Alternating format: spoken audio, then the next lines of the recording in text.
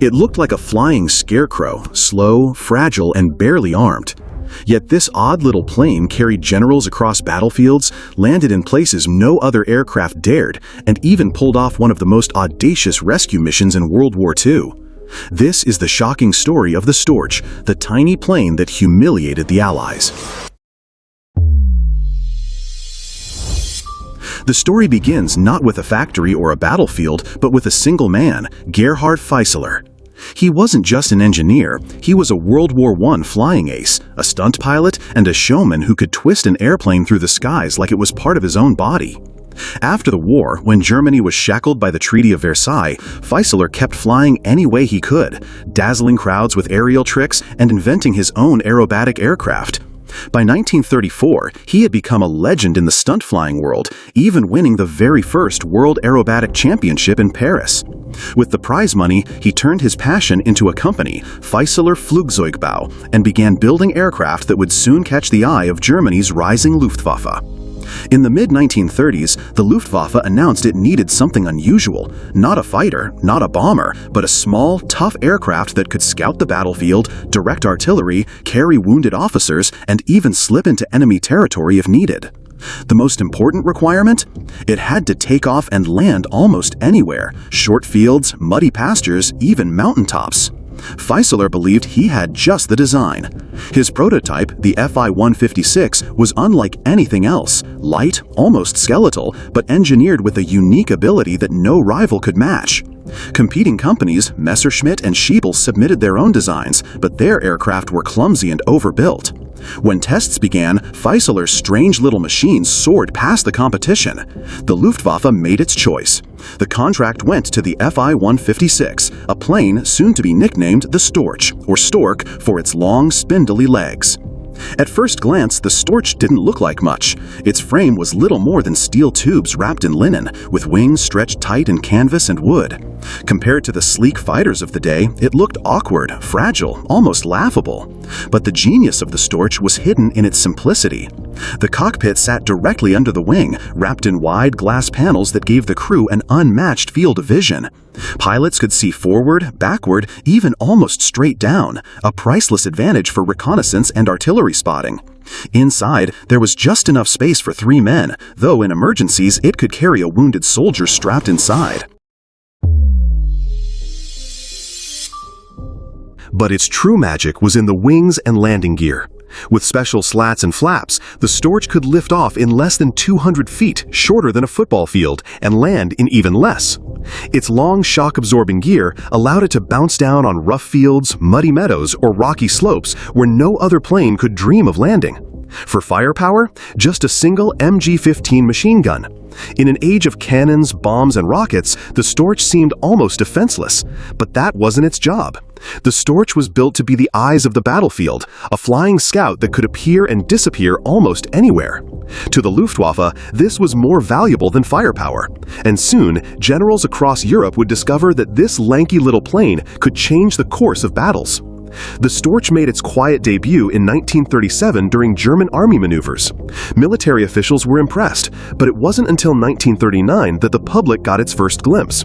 During a national ceremony in Berlin, a Storch swooped in and landed dramatically near Hermann Göring's State Opera House, a bold demonstration that this strange little plane was ready for war. Production soon ramped up. Between 1937 and 1945, nearly 3,000 Fi-156s rolled out of factories not only in Germany, but also in occupied France, Romania, and even the Soviet Union. It was cheap, quick to build, and versatile enough to serve in almost any theater of the war. Commanders immediately realized what they had. The Storch became the go-to plane for battlefield intelligence. Its pilots could land in fields dangerously close to enemy lines, observe troop movements, direct artillery, and be airborne again before the enemy even noticed. For generals like Erwin Rommel, who valued speed and flexibility above all else, the Storch became indispensable. But reconnaissance wasn't its only role. The Luftwaffe adapted it for medical evacuation, fitting stretchers inside to carry wounded officers from the front. It was also used to ferry VIPs, delivering critical messages or transporting commanders when roads were too slow or dangerous. By the time Europe plunged into total war, the Storch had already proven it was more than just a quirky observation plane. It was fast becoming the most useful utility aircraft in the German arsenal. Once the war was in full swing, the Storch became a familiar sight over every German battlefield. Rommel, the desert fox, relied on it constantly in North Africa. From the cockpit, he could scan vast stretches of desert, plot troop movements, and direct artillery with deadly accuracy. The Storch gave him an almost unfair advantage, a set of eyes in the sky that could appear anywhere and vanish just as quickly. But its value wasn't limited to reconnaissance. During the lightning campaigns in Western Europe, the Storch played a surprising offensive role. German forces used them to land shock troops directly behind enemy lines, sometimes right on top of bridges or river crossings that needed to be seized before they could be destroyed. In the famous assault on Belgium's fortress of Eben-Emael, Storch aircraft helped deliver paratroopers to positions the defenders thought were unreachable. And then there were the evacuations. The Storch could swoop in to pull wounded officers or important figures out of danger. It wasn't glamorous, but it saved lives, and in some cases, it rescued high-value prisoners who might otherwise have fallen into enemy hands. The aircraft's reputation grew so much that even the Allies took notice. Captured Storches were repainted and flown for their own operations. At one point, Winston Churchill himself rode in a Storch after D-Day to observe the battlefield in France. Imagine that, the British Prime Minister relying on a German-designed plane to survey his troops. By now, the Storch was no longer just another utility aircraft. It had become a legend in its own right, and it was about to earn its place in history with one of the boldest missions of the entire war. By 1943, Italy was crumbling. Benito Mussolini had been deposed, arrested, and hidden away in a remote mountaintop hotel at Gran Sasso. To Hitler, this was unthinkable. Mussolini was more than an ally, he was a symbol. Letting him rot in Allied hands would be a humiliation. The Führer demanded a rescue, no matter how impossible it seemed. Enter Otto Skorzeny, the Waffen-SS commando tasked with pulling it off. Alongside 90 paratroopers, Skorzeny planned a daring assault, a glider landing on the treacherous mountaintop itself. But even if they managed to capture Mussolini, one problem remained: how to get him out. That's where the Storch came in. Pilot Heinrich Gerlach volunteered for the impossible. His mission was to land the Storch on a rocky plateau barely long enough for a football pitch, surrounded by cliffs and enemy forces. Somehow, he pulled it off, bringing the fragile aircraft down in just 30 meters of space. The commandos stormed the hotel, overwhelmed the guards, and freed Mussolini without firing a shot. But the hardest part was yet to come. With Mussolini and the massive Skorzeny squeezed inside, the Storch was dangerously overloaded. Worse, the runway ahead was only 80 meters long, with a sheer drop waiting at the edge. Gerlach opened the throttle, the Argus engine roared, and the little plane bounced across the uneven ground. For a heart-stopping moment, it looked like they wouldn't make it. But then, with inches to spare, the Storch lifted off, carrying Mussolini back to Hitler in one of the most audacious rescues in history.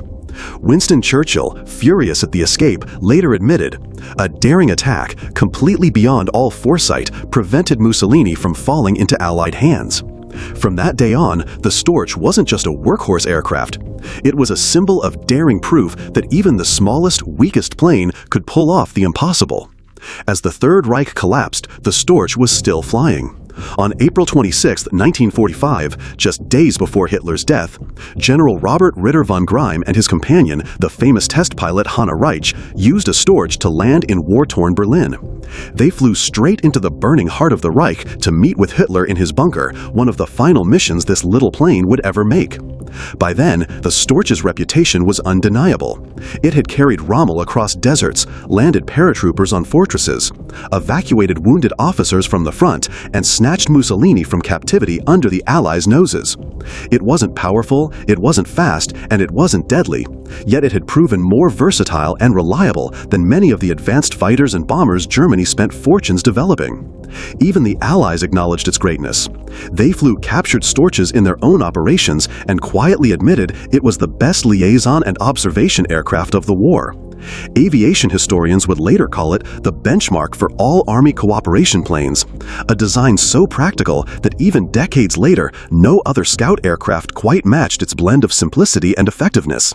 In the end, the Storch's legacy wasn't written in kill counts or bombing raids, but in the daring, impossible missions it made possible.